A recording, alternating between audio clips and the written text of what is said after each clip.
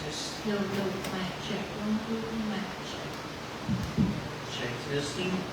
Praise God. Hallelujah. Magandang gabi po sa bawat isa. Sa mga nanonood po na, welcome po sa Father's House Christian Center, by Pastor Brianna, sa gawain ng Panginoon. Awit tayo sa Diyos sa isang masiglang awitin natin ng Panginoon. Walang imposible. Hallelujah. Yes, palakpakan natin ang Panginoon. Hallelujah. Thank you, Jesus. Christ the Lord. Purihin ka, Panginoon. Yes, Lord. Walang imposible sa ating Diyos.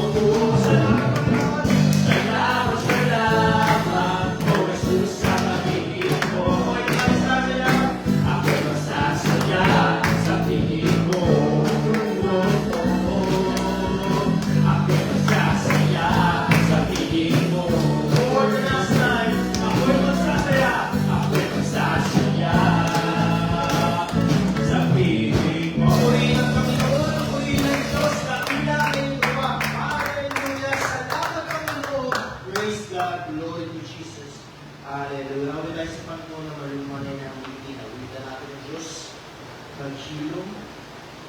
Praise God.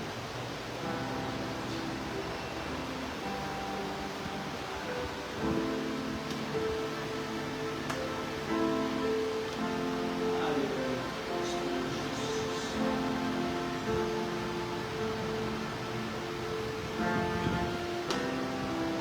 Sa'yo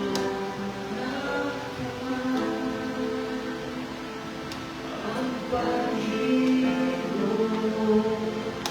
ng iyong bayan.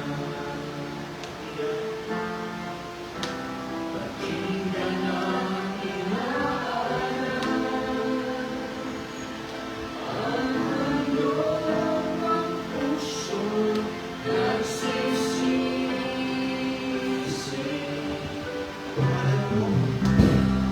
Alam mo ay may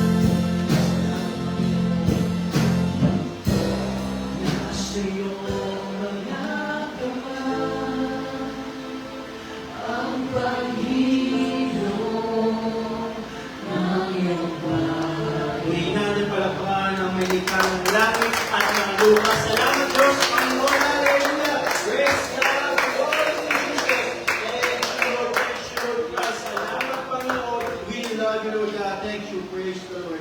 Hallelujah. Para sa ating announcement, ating worship schedule, meron tayong araw-araw na panalangin sa ating church. Dito po ay 7 a.m. to 9 a.m. ng umaga sa panalangin sa prayers. At Sunday School, 9 a.m. ng umaga at darating 10 a.m. ating morning worship ng Sunday. At meron din sa gabi 6:30 p.m. at ang ating DP service every Wednesday 6:30 p.m. din ng ating praise God. Panalangin natin ang ating bansa, ating Pangulo, President Ferdinand Bongbong Marcos Jr. Panalangin natin ang kapayapaan sa ating mundo. Ang nangyayari yung gera sa Russia, Ukraine, gera sa Taiwan, China, at ang gera din sa USA laban sa Canada at Mexico. Pag-pray natin at malapit na ang pagdating ng ating Panginoon. Sama din natin panalangin ating mga leaders, international, Pastor Greg Mitchell, Pastor Jess Clark, Pastor Joe Campbell, pag-pray din natin ating national leader, Pastor Boy Disipina, sama din natin mga regional leaders, Pastor Frank Beneventura, Pastor Nalo Butay, Pastor Ernie Repe, Pastor Charlie Vargas, Pastor Yelzebel, at ang ating inang iglesia, Pastor Nico Herrera. Sama din natin ang mga fellow Bacalaran Daughter Churches, Pastor Gerson Balbuena, Pastor Robert Torres, Pastor Richard Isay, Pastor Vincent Taver, Pastor Marcel Llano, Pastor Bong Mendoza, Pastor Jonathan Pisares, Pastor Sam Pulpol, Pastor Julia Bolshaida, Pastor Melody David, Pastor Jonathan Ciares, Pastor Jess Pancho, at kasama din ang kanilang mga bahay at ang mga lugar at ang ministeryo at ang balay sa mga ng Panginoon. Sama din natin panalangin nila sa Panginoon din ang ating leader, ang bayan ito, ang ating Board City, ang ating pastor, Pastor na Mr. Luceno, ang isang bayan, spiritual breakthrough, financial breakthrough, salvation, deliverance, soul lacking. Panalangin natin yung conference sa Musali, sa Lote, at transportation vehicle sa ating church. Pray din natin mga healing requests, prayer requests si Evo Garcia, Brother Nono Tataro, Bonifacio Shirley San Pedro, Lita Loria Saladulo, Pastor Tongking, Brother John Arvin Mendoza, ilapit natin ating mga mahal sa buhay, ating mga kamag-anak, pamilya, yung panalangin natin ang kaligtasan, yung din ang pagkakilala sa salita ng Panginoon, makasama natin sa pagsamba, praise God. Ang ating activities, meron po tayong street preaching, Bible study, survey every weekend, at ang ating Jubilee service sa Bacolod every Sabado, April 26, at ang ating International Bible Conference sa Mandaluyong, May 12 to 16, second week ng buwan ng Mayo. Praise God. Sa mga nagdalang pamalita, ang pastor ang magugulat. Hallelujah! Purihin natin, palakpakan ng Panginoon, bago tayo manalangin. Praise God! Salamat po, Diyos. Thank you, Lord. Praise the Lord Jesus. Praise the Lord God. Your Almighty and Lord, God, omnipotent, omnipotent, omniscience. Praise the Lord. Praise the Lord Jesus. God is good. God is awesome. Salamat, Panginoon. Hallelujah. Mamadaan, mga Panginoon, sa lahat ng Diyos ay lumalapit, Panginoon, sa iyong banal na trono. Nanalangin namin, Panginoon, ang mga na-mention sa unang lugar, ang mga leaders, O God. Nanalangin namin, Panginoon, extension ng kalakasan, kagustuhan, at kasiglahan, Panginoon. Nalapit namin, Panginoon, ang mga activities, O God, sa iyong gawain, Panginoon, na pagpalayo at samahan mo, Diyos, O God. At nilalapit namin, Panginoon, ang bayan niyo, Lord, magkaroon ng kaligtasan, paglago at pagbunga, Panginoon, God, ang magdadala ng iyong salita ngayong gabi, Panginoon, ay pagpalayo at katiyan mo, Diyos, ng banal na langis, Panginoon. Salamat, Panginoon, sa iyong mga salita, Panginoon, God, kung samot na lang yung sa pangalan ni Jesus. Amen. Hallelujah. Tayo mga kauguna. Praise God. Rumita natin ang Panginoon sa Father's house. Sa Father's house. Nakita sa Father's house ay marami kang kasama. Huwag ka na maluluko, sinong mayroon doon. Sa Father's house ay hindi ka nag-isa. Sa Father's house ay hindi ka nag-isa. Sa Father's house ay marami kang kasama. Huwag ka na maluluko, sinong mayroon doon. Sa Father's house ay hindi ka nag-isa. Yes, amen. Praise God. Magandang gabi sa inyong lahat. Pagpalain kayo ng ating Panginoong Diyos. So, tinasakala ko kayo na makasama sa gawain ng ating Panginoong Diyos na praise God. Hallelujah. Okay, diretso na tayo. Tulad ng ating parating ginagawa, Dako tayo ngayon sa pagitan ng pananalapi para sa gawain ng ating Panginoon. Sa madali tayo matapos. Praise God. Tulad ng ating sinasabi, ang pagitan ng pananalapi ay bahagi ng gawain ng ating Panginoon. Hindi kompleto ang gawain ng ating Panginoon kung wala ang paglikom ng pananalapi para sa gawain ng ating Panginoon Diyos. Praise God. Hindi na ako masasalita pa patungkol dito. Pagkat ako'y lumakasa na naunawaan ito ng mga tao. Sabi nga, one word is enough for a wise man. Isang banda ay may malaking katotohanan yun. Okay, para tayo lumako na ang sa gawain ng ating Panginoong Diyos na tayo dito ng pananalapi para sa gawain ng ating Panginoong Diyos. Kaya tawagan ko si Michael para tayo pangalahan dito. Okay, so tayo manalangin sa Panginoon, dakila at apat na Diyos. Marami pong salamat sa biyaya pinagkakaloob mo. Ang palain mo ang iyong gawain at pagpalain mo ang iyong mga anak. Ito ang aming dalangin, dakilang Diyos. Marami pong salamat sa lahat ng bagay na iyong ginagawa o kaan sa pangalan ng Jesus. Amen. Praise God. Hallelujah. So minsan pa, awitan natin ang Panginoong Diyos. Amen. Praise the Lord. I am delivered of God's Son. I was bound by the chains of Satan. I am delivered. Praise the Lord. I am delivered. Praise the Lord. I am delivered of God's Son. I was bound by the chains of Satan. I am delivered. Praise the Lord. Yes. Amen. Praise God. Amen. Maraming salamat sa mga manunod at pagpalain kayo ng ating Panginoon. Praise God. Hallelujah. Amen. So, tuwing umaga, may prayer pa rin tayo. Panalangin natin na magligtas ang ating Panginoon ng mga kaluluwa. Kalimitan na lahat na na-check-checkuhan natin sa ating paglabas. Katulad nung kay Phil, ay meron siya nakausap, paglabas niya. At tuwing linggo lumalabas tayo, kataon talaga hindi ka rito. Kakaibang lugar at nasa construction lang sila, meron sila tinatayo. Meron din ako nilapitan kanina. Ako tayo tumako rito sa gawain ng Panginoon. Ay lumabas kami para mamigay ng drugs at mausap ng mga tao na makasakali meron tayo mabubuksan ng mga gawain ng ating Panginoon. May tumanggap, pinatanggap ko siya kahit sa lansangan o sa kalsada. Di lang ay nakabigol, naga city siya. Okay naman siya, open siya. Kaya itanalangin pa rin natin kay mga asim, ako'y maniniwala may tao ang Diyos sa lugar nito. Amen. Mayroong tao, mayroong panahon. Amen. Kung ayaw magpakaseryoso ng mga taga rito, ay magpapano ng Panginoon ng mga kaluluwa na gagamitin niya sa ating Panginoon. Okay? So, kung napupuna po natin ngayon, ang isa sa napupuna ako ngayon ay ginagawa ng masyado ng mapakbiro ang tao.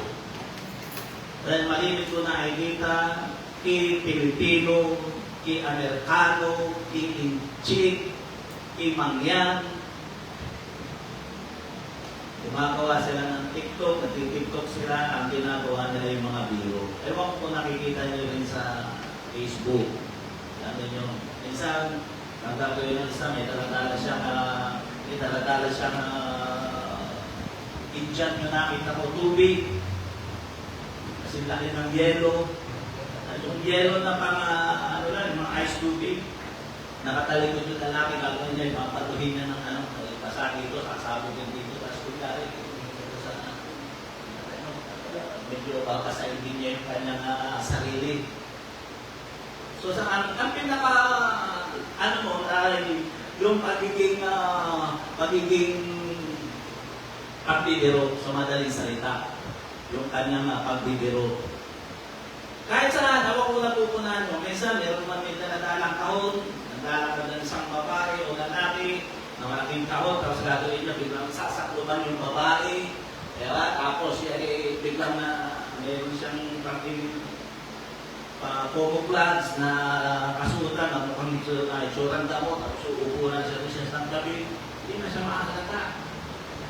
Napupunan nyo kayo. Ang dami gumagawa ng ganyan. Sabi ko nga, kahit anong lahi, kahit Indian, kahit mga negro, o gumagawa niyan. Yung po'y palatandaan na ang tao ay napaka-mapagbiro. At bago tayo dumako ngayon sa salita ng ating Panginoon, meron ako'y papakita sa inyo na pang-imaging video. Ito yung nangyari, ang nangyari dito sa Antipolo.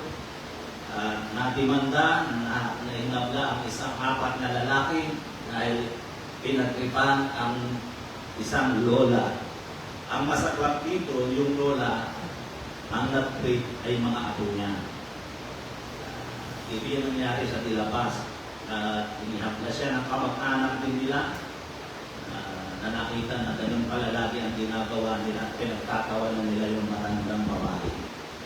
Yan yung naganap kay Chairman Jeff Bernan dito, de La Paz. Ano rin natin? Nakakita natin kung ano yung daigdig natin ngayon.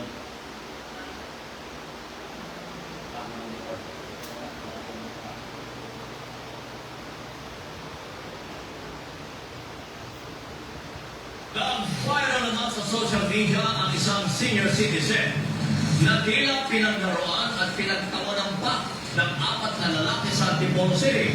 Ang masaklap, mga apo mismo ng lola ang bawa sa kanya nito na siya naman kinagalit ng ibang pang kaanak. Exclusive nagpapatrol, Christopher Sichon. Sa viral video, makikita nila-kita ng isang lalaki ang nakayukong senior citizen na babae at hinawakan sa magkabilang braso at iniangat baba ng ilang beses gamit ang kanyang tuhod. Nang bitawan ng lalaki ay hawak-hawak ng senior citizen ang kanyang dalawang braso habang naglalakad palayo. Maririnig sa video ang tawanan ng ibang lalaki. Ayon sa Barangay de La Paz ng Antipolo City, apo ng senior citizen ang mga lalaki sa video. Nakasanayan na umanong nagbiro ng mga lalaki senior citizen. Pero sumobra na ito ayon sa barangay. Yung video na nag-viral, sumobra yung pagbibiro dahil yung ginawa nila ay nakakasakit na. Hindi makapagsalita kasi si Lola eh. Hindi niya rin naiintindihan kung ano yung nangyayari sa paloob niya. Ikinagalit ng pamangkin ang ginawa sa kanyang tiyakin na nag-alaga sa kanya noong bata pa siya. Hanggang ngayon, hindi ako makakain ng maayos. Sobrang galit, nai-stress ako sa nangyayari. Maraming nangyayari, nag-video na sila. Ang galing naman ng kasaway namin, sa panay namin, bilang pamilya, hindi ko yun. Hanggang hindi pa na-expose, hindi sila titigil. Isang oras matapos mag-post ang video, agad pinatawag sa barangay ang mga sangkot sa insidente na kinabibilangan ng 4 na lalaki. In-explain din na natin sa kanila na hindi sila libre dun sa ginawa nila, no? Na merong karampatang kaparusahan sa batas na kailangan nilang panagutan. Humingi na ng tawad ang mga lalaki sa kanilang lola, maging sa iba kanilang kaanak ayon sa barangay. Pero desidido ang nagreklamong kaanak na papanagot sila. Nagbigay ng certificate of file action ng barangay sa complainant para forma na may na reklamo sa PNP. Christopher Sitzon, ABS-CBN News. Kita ninyo, inanood ko, binasa ko lahat yan. Kasi nakita ko yung ano yan, bigla yan lumabas dito sa aking sa aking tablet at binasa ko. Umaharap siya ngayon sa sa kaso, hindi ko na matandaan ng kaso na binanggit. Ito ay pwede silang mga labos ng 2 taon at pwede magmulta sila ng halaga na aabot na 50,000. Pinakang babayad nila. So, doon ko nakita, hindi ko na isulat yung buwan eh.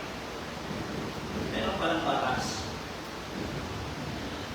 Meron palang batas na hindi pa basta-basta pwede magpero ng gano'n. At lalo na yung hindi mo nire-respeto. Kasi yung matanda, ewan ko kung napansin ninyo, may kaunting diferensya sa isip. May kaunting kaya ginagawa nilang katatawanan. Ang nakakalungkot doon, mga ako niya yung gumawa sa kanya. At kung bibigyan mo ng pansin, tawanan sila ng tawanan. Siguro yung mga barkada, tawanan ng tawanan. Habang ginagawa noon. At ang masakit doon sa isang kaanak, sabi doon, siya pa nag-alaga. Ibig sabihin, yung matanda na yun na nag-alaga sa kanya, ay laging ginagawa yun. Siguro mga pinsan niya yun. Kaya ang magkalaban dito, ang problema ay kamag-anak at yung inireklamo ay kamag-anak din. Magkakamag-anak. So, hindi ano yung nasabi, di ba? Nakalagay, hindi halos na makakain. Nakikita niya yung ginagawa pala. Yung pala ay halos araw-araw na ginagawa ng kamag-anak nila doon sa kanilang lula. Kaya ngayon, nahahabla ngayon sila, naharap sila sa kaso, na pwede nilang pangalabusan ng 2 taon. Ano nakita ninyo doon? Ang nakita ko roon, sa kanila, biro lang yun. Kawalan ng kaseryosuhan sa buhay. Katulad nga yung sinabi ko, ganyan ang tao ngayon sa panahon natin ngayon.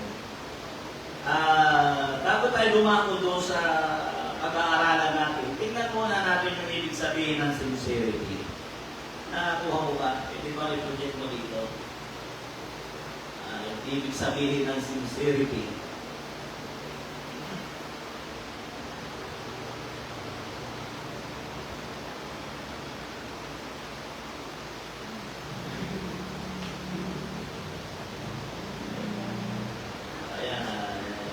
Makita ng napalumabas sa iyo niya ako.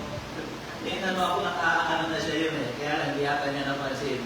Kanina ko pa isinan yun, nakalas, lalauna ng tanghali, ng hapon na. Yan na nakalagay dyan. Makikita natin diyan yung isang pangungusap na honesty, integrity, seriousness, truth, truthfulness, yun yung sincerity, candor, o candid, yan yung mga ibig sabihin nun. At yung antonyms niyan is honesty, insincerity, lying, yun yung nakalagay dito. Makikita pa natin dyan ay yung hypocrisy, yung antonyms niya. Pinamamit lagi yung pagsisinungaling, yung kasinungalingan. Pag pala ito ay hindi ka marunong, hindi ka seryosong tao, sinungaling ka na rin pala. Yan ang ibig sabihin nun. Pwede nyo nung research yan sa inyo para makita nyo kung ano talagang ibig sabihin ng salitang sincerity. Pag sinabi niya sincerity, nakalagay dito yung integrity. May integridad ka. Kaya kung babaliktarin mo yun, hindi ka seryosong tao, mapagbiro ka, isiguraki, kung babaliktarin mo yun, ibig sabihin nun, wala kang integridad. Yun ang ibig sabihin nun. Okay? E nakita rin akong isang quotation ni George Barnes. Ito ang pagkakasabi, sincerity, if you can pay that, you got it made. So, ibig sabihin, kung maaari mong piliin yun, ginawa mo na ito. Sa dapat na salita, ang pagkaunawa ko rito, hindi pa na pwedeng piliin ang sinseridad. At kung bibigyan natin ng pansin, totoo, ito yung isang bagay na hindi kayang pikihin. Ang taong nakamaskara, hindi mananatili na nakamaskara. Ilalabas at ilalabas niya ang tunay niyang mukha. Yung natukunwari seryoso siya, nanliligaw sa iyo, natukunwari seryoso. Ang isang taong nakamaskara, darating at darating yung panahon, tatanggalin niya yung maskara niya. Dahil may initan niyan eh. May irita yung balat niya. Kakatihin, nandun yung kakatihin, papawisan siya. Kaya ilalabas at ilalabas niya yung tunay niyang mukha. Kaya yun yung ibig sabihin siguro nitong si George. Hindi, yun ang pagkakatawa sa kanyang salita. If you can fake that, you got it made. Sincerity daw. Kaya hindi pala pwedeng pikiin ang sinseridad ng isang tao. Hindi ka mo pwedeng magpatunwari isa kang seryosong tao. Darating at darating yung panahon, ilalabas mo kung ano ka talaga. Na ikaw ay hindi seryoso sa buhay, sa lahat ng usapin. Ang ating pong teksto, Galatians chapter 6, verse 7, ganito ang nakalakay. Galatians chapter 6, verse 7 to 8. Dalawang talata lang ito. Huwag kayong padaya, ang Diyos ay hindi napatapiro, sapagkat ang lahat ang ihasik ng tao ay siya ng mga anihin niya. Sapagkat ang naghahasik na sa kanyang sariling laman ay sa laman mag-aani ng kasiraan. Datapat ang naghahasik na sa Espiritu ay sa Espiritu mag-aani ang buhay na walang hanggan. Tayo po'y panandali ang manalangin, dakila at tapat na Diyos na may likha ng langit at ng lupa. Ang dalangin ko po, Panginoon, pagpalahin mo ang iyong salita. Mag-isang aral, hamon sa buhay namin, Panginoon, ang mga bagay nito dakilang Diyos. Marami pong salamat sa iyong kabutihan sa pangalan ni Jesus. Amen. Una na nais kong dalhin sa inyo, ang kawalan ng sinseridad ay hinahatulan ng tao at ng Diyos. Ito naman natin ang liwanag. Kaso pala yun. Iwasan nyo yung sobrang biro ng biro. Yung sobrang mapagbiro. Ang kawalan ng sinseridad ay hinahatulan ng tao at ng Diyos. Kung ito'y nahatulan, ibig sabihin, ang kawalan ng sinseridad ay kasalanan. Kasalanan.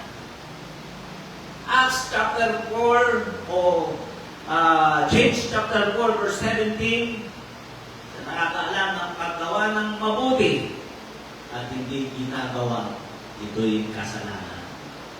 Alam mo yung mabuti at ang gumawa ng mabuti ay alam mo pero hindi mo ginagawa, hindi mo siniseryoso, ito'y kasalanan.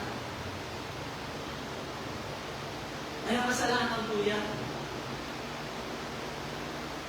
At habang pinagmamasdan ko yun, habang ko yun, ang pinakita ko lang kasi sa inyo, tinipe ko lang yan, kumakuha ko lang uli. Dito lang yan, nakaraan, mga 2 araw pala nakaraan. Hindi yan, yun lang lumabas. Pero yung pinakaulihin natin yan, nakipag-arrange ko yung kaangkanakan at talagang seryosong seryoso. Makakaawan tingnan. Humihingi sila ng dispensa doon sa kumpleng ng kailang kamag-anakan nila. Lumating sa isip ko, kailan ka magpapakaseryoso kapag naiipit ka na sa sitwasyon? Ganun ang tao. Kailan ka magpapakaseryoso? Kailan ka magpapakatotoo kapag ikaw naiipit na sa isang sitwasyon? Ang tao hanggat hindi naiipit sa isang sitwasyon, sa mabigat na sitwasyon, hindi ang magsiseryoso. Sana may makuha kayong aral doon sa nangyari ngayon. Ikiusap sila, nagmamakaawa. Pag mamakaawa kayo, sigurado po, seryoso na yun. Pero yung ibig ko sabihin ay, ganun ba dapat talaga tayo? Siseryosohin natin natin ang isang bagay kapag tayo naiipit na sa sitwasyon. Mabigat na sitwasyon, pag alam natin, andito na, hahatulan na tayo. Pwede naman tayo maging seryoso hanggat wala pang hatol ang Diyos. Amen po ba? At dito ko nakikita na ang taong hindi seryoso ay laging nasa panganib. Walang proteksyon. Hindi ka po pwedeng proteksyonan ng batas, ng Diyos at ng tao. Yun ang dapat natin makita. Ayun na lang ang sumakay ka ng aeroplano, tapos sumigaw ka ng, "Hi, Jack! Patay ka!" Kasi hindi mo tapos tatawa-tawa ka, papababae ka ng kapitan ng piloto na. Kapitan doon sa aeroplano. Yung pinakang piloto doon. Hindi mo po pwede may nakita na ang agad na, nagbiro. Hindi mo makarating sa papupuntahan mo. O pagpunta mo man mo, makarating ka man doon, diretso ka sa bilangguan. Seryoso ka, binigla ka ng sislo na, "Hadjak!" Siyempre, magkakaano yung tao, yung mga doon, tapos sasabihin, "Joke lang! It's a prank!" Di ba muso-muso yan? It's a prank! Kailan mo siseryosuhin ang tao dahil tinawag para maging seryoso. Kaya pangalawa, ang kawalan ng sinseridad ay nakakaapekto o nakakasakit ng kapwa. Kaya siguro ito'y ginawa ng batas. Hindi ko lang alam kung sino nagsabatas nito. Ang kawalan ng sinseridad ay nakakaapekto o nakakasakit ng kapwa. Sa dami na po ng aking mga taong minahal at itinuri kong sarili kong mga anak, hindi sila nagseryoso. Masakit para sa akin. Nai-involve at ibulsa ko. Sa totoo lang, minahal ko at pinakita ko yung mga bagay na mabuti, pero napakarami. At yan ay karanasan na ng pastor. Hindi lang ako ang nakakaranas na.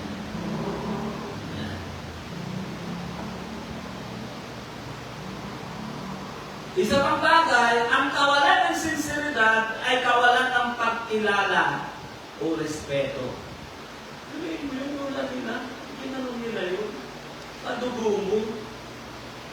Hindi naman nakikita mo ron. Anong ibig sabihin nun? Kawalan ng pagkilala o pagrespeto. Kaya kung kinikilala nila ang Diyos, magpapakaseryoso sila sa buhay nila. Kaya hindi sila nagiging seryoso, hindi nila kinikilala ang Diyos. Kaya yun, kung kailan nalibigan, kung kailan gusto, kung kailan walang kaseryosuhan. Ang kapatid sa Panginoon, inahatulan na ng Diyos ang mga taong walang kaseryosuhan sa buhay. Kung yan ay hinahatulan ng tao, nasa batas, dapat maunawaan ninyo, huwag lahat gawin biro. Ang kawalan ng sinseridad ay kawalan ng pagkilala o pagrespeto. Isa pang bagay, ang kawalan ng sinseridad ay bumubulag sa tao sa maaaring maging resulta nito. Ito, hindi na nalalaman, isang araw ahatulan sila ng Panginoon. Ano sabi ng teksto natin? Kung anong itinanim ng tao, siya niyang aanihin. Huwag kayong magbibiro o papabiro sapagkat ang Diyos ay hindi nagbibiro. Sino yung nakakakilala kay John Lennon? Ang kumanta ng, "Hey Jude, don't make it bad." La la la la, la la la la. Yung kumanta nun, minsan in-interview si John Lennon, ano naman ang pananaw mo at pagkakilala kay Jesus? Si Jesus? Sabi sa akin, isa lang siyang puno na tao. Ang karaniwan na tao, hindi dapat pagpukulan ng panahon. Sa totoo nga lang, masikat pa kami kasi sa kanya. Pagkatapos ng ilang araw, binaril si John Lennon. At ang bumaril, kanyang kakahanga na nalilink daw sa Kristyan. So, ibig ko sabihin? Hindi mo po pwedeng gawin biro. O sariwa-sariwa pa. Ang sinabi ng MC sa Los Angeles City, ano sinabi niya? Hindi ko na matandaan. We are the, kami ang bayan, kami ang city na walang kinikilalang Diyos. Pag nakatapos ng banggitin yun, after 2 days, 1,000 hektarya halos mapura ang Los Angeles City. Hindi mo po pwede gawin biro dahil ang Diyos hindi nagpapabiro. Pero ang panahon natin ay panahon ng ganito ang tao. Wala ka nang makita ang taong seryoso. Sa totoo lang. Kaya ang kawalan ng sinseridad ay kawalan ng pagkilala o pagrespeto. Isa pang bagay, ang kawalan ng sinseridad bumubulag sa tao sa maaaring maging resulta nito. Hindi nila nakita yung maging resulta sa kanilang buhay. Ngayon, sira na ang natitira pa. Si Paul McCartney, ang natitira, buhay pa hanggang ngayon. Hindi siya sana buhay pa rin siya. Kung hindi niya ginawang biro yung mga bagay na yaon. Ang kawalan ng sinseridad ng isang tao ay nagpapakita ng kamangmangan nito. Hindi na nga, sabi nung natin, di ba? Yung antonyms ng sincerity, ano nakalagay doon? Kawalan ng integridad. Kaya ang taong walang sinseridad ay isang taong nagpapakita ng kamangmangan nito. Pero mo, nalagay sila, napapanood na sila ngayon. Makikita yan ng buong mundo. Pinaglalaroan nila, pinagtatawanan nila yung lola nila. Ang tao walang sinseridad sa buhay, ang isip lamang ay magbigay ng kasiyahan sa ibang tao. Yun ang totoo, no? Kaya tuwa sila pag nakagalpakan na yung kanyang kahit nakita natin, nahihirapan yung matanda, senior citizen, yung nasabi nito. Pinaglaruan nila. Ginawa nilang kakatawanan. Ganyan ang daigdig na ginagalawan natin sa panahon natin ngayon. Pangalawa, ang kawalan ng sinseridad ng tao ay hindi makapagbibigay ng kaluguran sa Diyos. Kung ganyan ka, hindi ka seryosong tao, huwag kang umasa na mabibigyan mo ng pansin o mabibigyan ka ng pansin ng Diyos. Huwag kang umasa na makapagbibigay ka ng kaluguran sa Diyos. Dahil kung makasahin mo sa Bible, lahat ng taong kinalugdan ng Diyos ay seryoso. Lahat yun. Yung parang masasabihin hindi seryoso yun, iniiwan nila ang kanilang buhay. Ang kanilang bayan na sibilangan, iniiwan nila, maging ang kanilang kasambahay, mga magulang, alang-alang sa paglilingkod sa Panginoon. Kaya ang kawalan ng sinseridad ng tao hindi makapagbibigay ng kaluguran sa Diyos. At kaano na sa tao? Ya? Kita mo, nalugod pa yung natuwa pa yung kamag-anakan sa nakita nilang ginawa nila. Kaya yung kawalan ng kaseryosuhan sa buhay, walang tao matutuwa yan. Akala ko na nakakatuwa ka. Ang matutuwa lang sa iyo, yung kapwa mo praning. Yung kapwa ko hindi seryoso sa buhay. Ang kawalan ng sinseridad ng tao ay hindi kailanman pwedeng kahabagan ng Diyos. Alam niyo ba yun? Na yung mga taong hindi seryoso ay hindi kailanman pwedeng kahabagan ng Diyos. Kaya ang sabi doon, pinanood ko yung istorya na yun, ang sabi nung nagreklamo, hindi ko po iuulong. Itutuloy ko po, kailangan po mabigyan ng leksyon ng aral ng mga taong yan. Mahirap kahabagan ng tao hindi seryoso. At ang mga taong hindi seryoso kung ano-anong ikinakabit na pangalan sa kanila. Ano ba yun? Alam niyo? Kumusta na kayo mga katopa? Pero ginagawa ng Biblia. Mga katopa.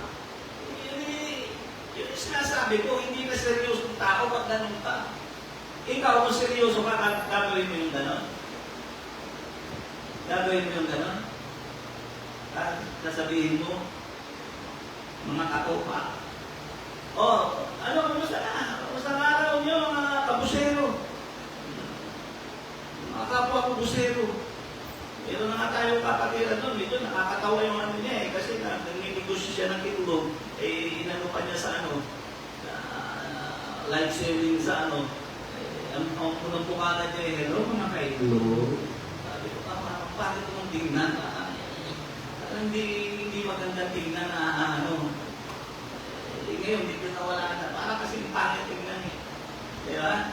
Pag hindi ka seryoso, parang ang pangit ng dating. Yung pa kaya sabi mo, kumusta na mga katopa? Ulitin ko, ang kawalan ng sinseridad ng tao, hindi kailanman pwedeng kahabagan ng Diyos. Isang halimbawa dyan, sa natin yung makikita, ang asawa ni Lot. Kung na nakakaalam mo, iba yung asawa ni Lot. Inahabagan ng si Lot. Pero yung asawa ni Lot, walang kaseryosuhan. Ano sabi ng Panginoon? Huwag kayong lilingon. Ewan ko ba, ipinangaral ko na kung bakit ang asawa ni Lot ay lumingon. Ano ba kung paksahin yun? Babasahin ako sa inyo sa aklat ng Lucas sa chapter 17, beginning verse 26, 30, and then 32. Lucas 17, verse 26, at kung paano ang nangyari sa mga kaarawan ni Noe, at gayon din naman ang mangyayari sa mga kaarawan ng anak ng tao. Sila'y nagsisikain, sila'y nagsisinom, sila'y nag-aasawa, sila'y nagpinapag-asawa hanggang sa araw na pumasok sa taong si Noe. At dumating ang paggunaw at nilipo silang lahat. Gayon din naman kung paano ang nangyari sa mga kaarawan ni Lot. Sila'y nagsisikain, sila'y nagsisinom, sila'y nagsisitili, sila'y na nagbibili, sila'y na nagtatanim, sila'y na nagtatayo ng bahay, na kapag ng araw na umalis sa Sodoma, si Lot, ay umulan sa langit ng apoy na nagsasalita ito si Jesus at asopre at nilipol silang lahat. Gayon din naman ang mangyayari sa araw ng anak ng tao, sa araw ng anak ng tao'y mahayag, alalahanin ninyo ang asawa ni Lot. Sa verse 2, yun ang nakalagay. Ano ba po namin yung mga binanggit? Yung mga binanggit na yun, mga hindi seryosong tao. Sila'y nagsisipag-inom, nagsisikain, wala silang ginawa kundi ganun, puro layo ng laman. Puro pita ng laman. Nagkaasawa, nagtatrabaho, nagtatayo, hanggang sa dumating. Wala ko naman nakita doon sa haba ng versikulo na yun na binasa pinahayag ng ating Panginoon. Wala ko napakat doon ng mga seryosong tao. Siya'y nangungusap at tungkol sa mga taong niyo na walang kaseryosuhan sa buhay. Panguli, sincerity ay napakahalaga sa Diyos. Ang sinceridad ay napakahalaga sa Diyos. Kaya dapat mo rin pahalagahan. Amen? Saan natin ito makikita? Saan natin makikita ito? Na ang Diyos ay nagpapahalaga sa sinceridad. Exodus chapter 20 verse 7. Tingnan ninyo. Yung gustong maging magpakaseryoso pa ng gusto. Exodus chapter 20 verse 7. Huwag mong babanggitin ang pangalan ng Panginoon mong Diyos sa walang kabuluhan, sapagkat hindi aariin ng Panginoong walang sala ang bumanggit ng kanyang pangalan sa walang kabuluhan. Ano nakikita niyo doon? Ang nakikita ko dyan ng Diyos ay seryoso. Kaya huwag mong babanggitin ang pangalan niya. Sumpa nga, saksi ko ang Diyos. Ako, hindi po pwede yung kanya. Huwag mong gagamitin ang pangalan ng Diyos ng walang katuturan. So, pinakilala ko, may alam ako noon, isang ex-mayor ng Palawan, Laguna, nahatulan ng 7 beses na habang buhay dahil sa pag-rape, pandudukot ng isang college student ng UP Los Baños. Inirigalo doon sa mayor. Habang siya binabasahan, apos niya yung malaking imahe na, ako ay taong maka-Diyos. Hindi tama ang atong Diyos sa akin. Ako'y malinis na tao, saksi mo ang Diyos. Sabi ng tao, ginagamit ko ng Diyos.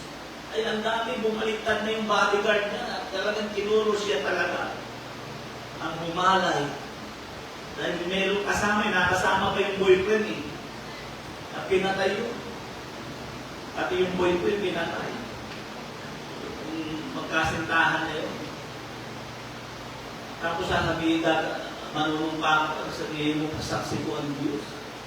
Ako'y malinis na tao, saksi ko ang Diyos. Matthew chapter 5 verse 34 to 36, ganito sinasabi. Dapat sinasabi ko sa inyo, huwag ninyong ipanunumpa ang anuman, kahit ang langit, sapagkat siyang luglugan ng Diyos. Oo ba? Saksi ko ang langit. Naniwala ka, totoo yung sinasabi ko. Wow!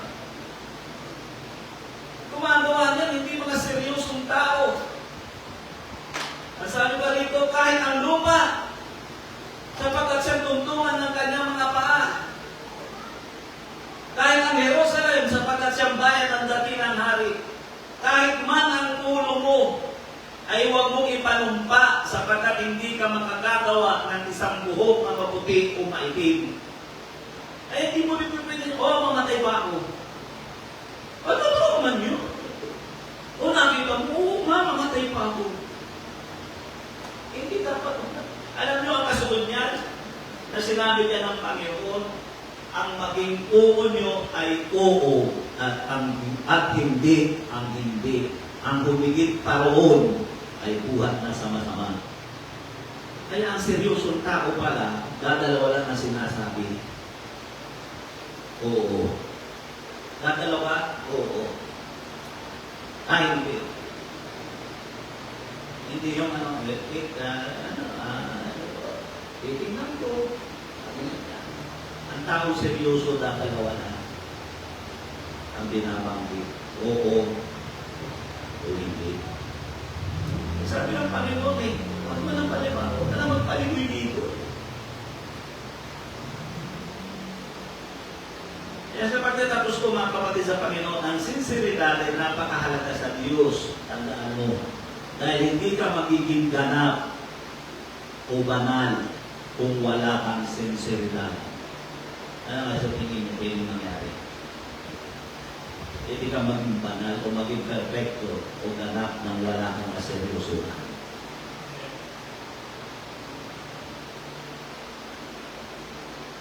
At isang definition ng sincerity, hindi yan nagpapabago-bago. Hindi yan isip bata. Si Jacob, hindi mo pa makakitaan yan ng kaseryosohan. Dahil bata yan. Kaya yung mga seryoso, yan yung mga mature. Kaya ang sinseridad ay napakahalaga sa Diyos dahil hindi ka pagiging ganap kung wala kang sinseridad. At isa pa, ang tao walang sinseridad ay hindi nagpapahalaga sa pananampalataya.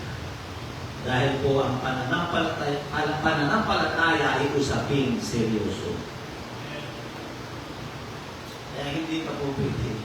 Kaya hindi ka talaga tatagal kapag hindi ka seryoso. Kaya ano sabi ng mga aklat ng Matthew chapter 24 verse 36 o 33, magdang nagkakamali, ano sabi ron? 24 o 16 ba? 16 yata. Kasi siya na po, tumatanda na. Hindi malimutin ha.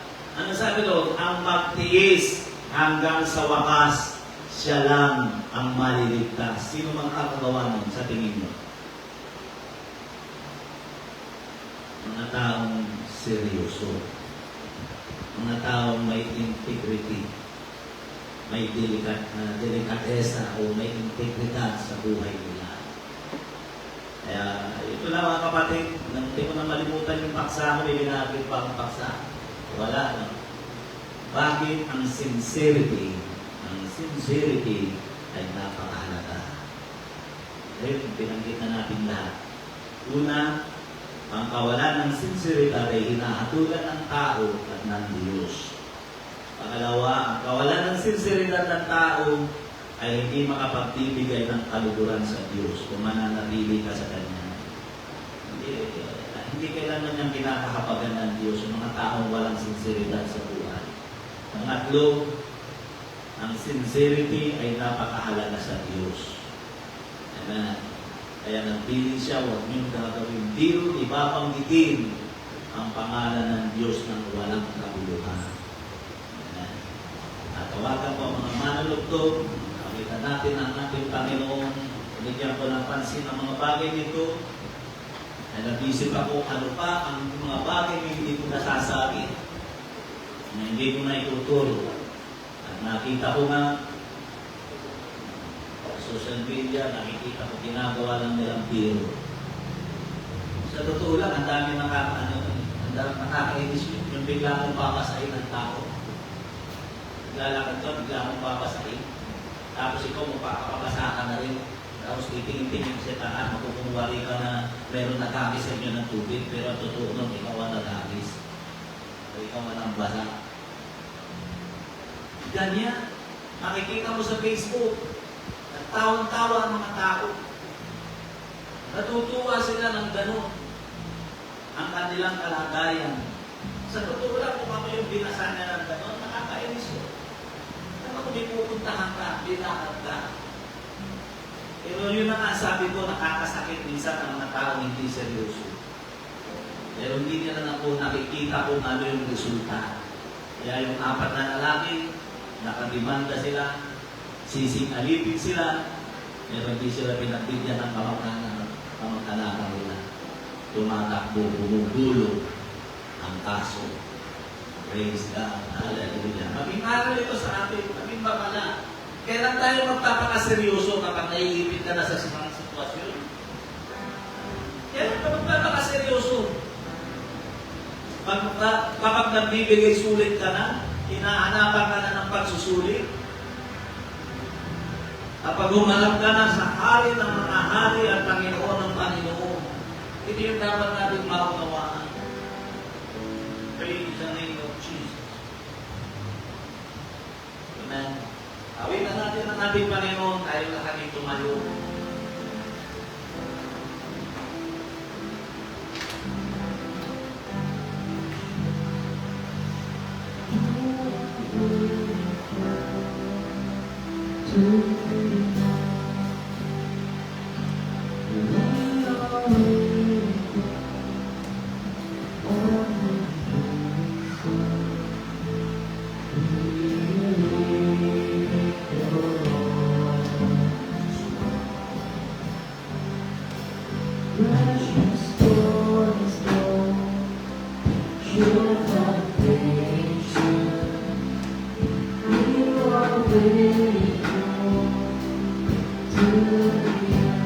Tulad na sinabi ni George Byrne, sabi niya, sincerity, hindi po pwedeng pigilin.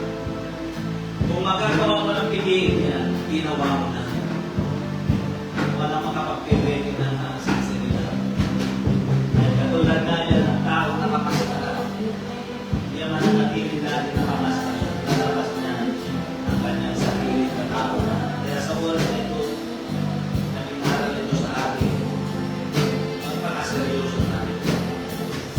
ito yung tamang panahon. Kailan ka magpapakaseryoso?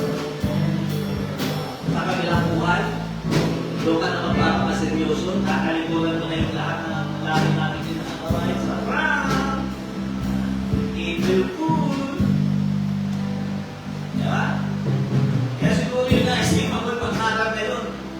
Ako pala, dahil na yun araw ng mapagbiro. O buwan ng mapagbiro. Kaya sa oras na ito, nakasakali ako hindi makapatumatan sa Panginoon, hindi mo pa nakikilala ang Panginoon. Wala kang kaseryoso sa buhay.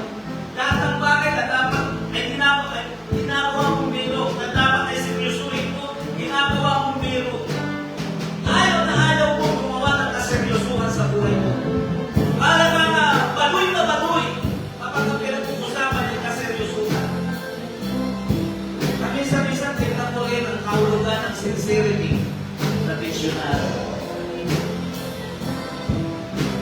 Walang taong matutuwa sa taong hindi seryoso. Dahil ang isang kahulugan ng salitang sinseridad ay katapat.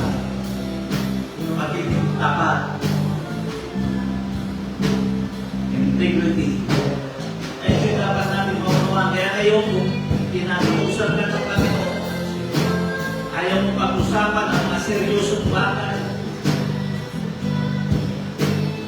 Pero ngayon, kinikilos ka na ng ating Panginoon Diyos.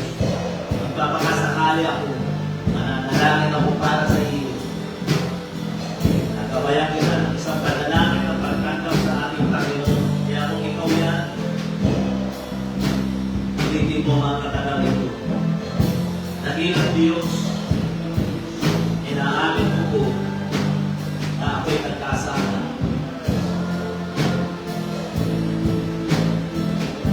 Ayaw ko na maging seryoso.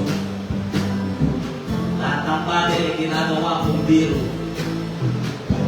Alam ko na buhay ako sa kasalanan. Pero sa oras na ito, kinikilala po kita at tinatanggap kita bilang aking Panginoon at sarili kong tagapagligtas.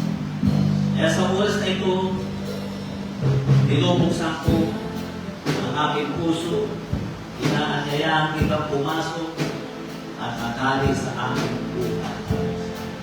Sa pinakasentro ng buhay ko, Lord, isulat mo rin ang aking pangalan sa aklat ng buhay upang sa iyong muling pagbabalik ay makasama mo ako doon sa buhay na walang hanggan. Maraming salamat, Panginoon, sa iyong kapatawaran. Tulungan mo po ako na matulong kong i-deal ang lahat ng bagay sa buhay ko. Harapin at maging seryoso. Itong aking dalangin sa pangalan ni Jesus.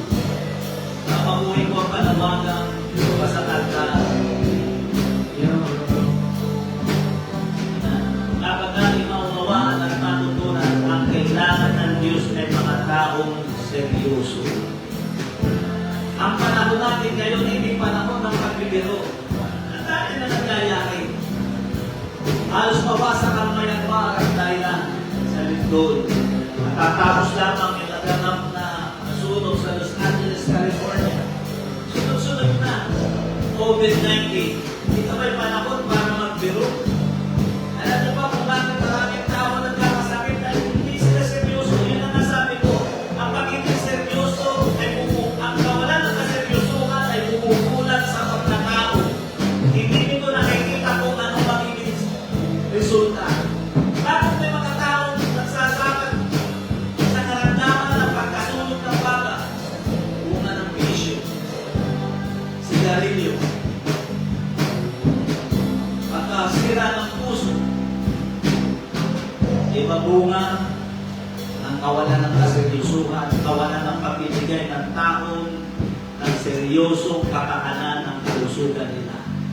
Ito yung nangyayari. Kaya sa oras na ito, bukas ang nagdala, hindi kang matalangin sa ating Panginoon. Ikaw nakakaalam. Nakikirainom ka lang ba? Sumasaway ka lamang sa takbo.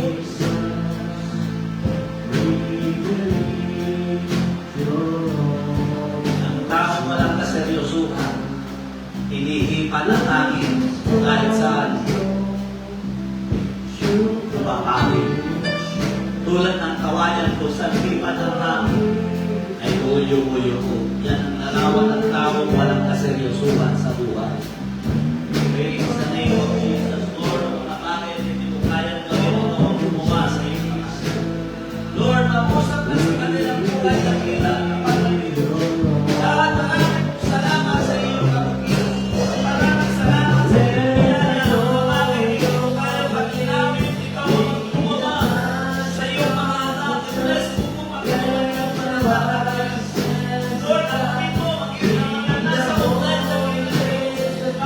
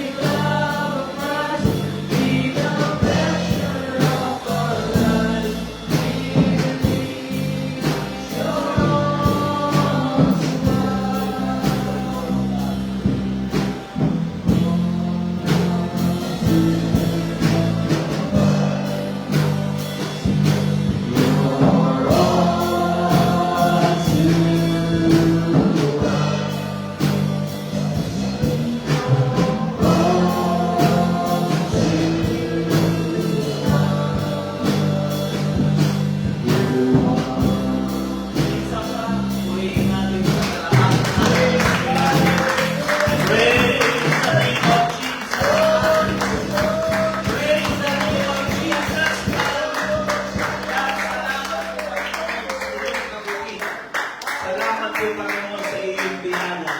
Yes, amen. Yes, the word of God. Hallelujah. Thank you, Jesus. Hallelujah. Ilang tahanan na ang nasira. Ilang street children na nagkalat. Bunga ng kawalan ng kaseryosuhan ng tao. Maraming mga sambahayan na nagsasabi. Mga broken family. Anong dahilan niya? Bakit niya nangyayari? Bunga ng kawalan ng kaseryosuhan. Umapasok sa maagap na relasyon at hindi naman siniseryoso. Yun po ang ibig ko sabihin. Pagpalain kayo ng ating Panginoon. Magpakaseryoso po tayo sa ating Panginoon, sa paglilingkod sa ating Panginoon nang mapawasan naman ang problema ng ating lipunan. God bless you po sa inyong lahat. Gusto po tayo, pagpalain tayo ng ating Panginoon Diyos.